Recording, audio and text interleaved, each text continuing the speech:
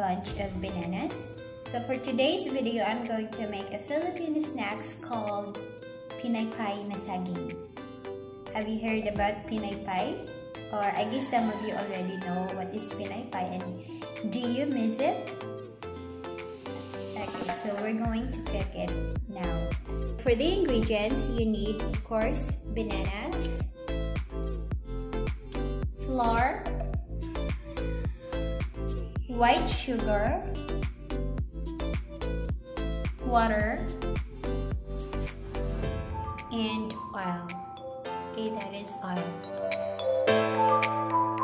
Now guys, we need to peel off the skin of the bananas.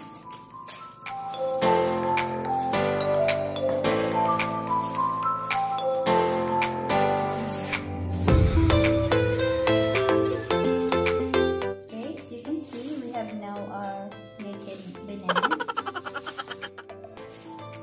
Alright, so now let's cut it in a form of hand fan or pie pie.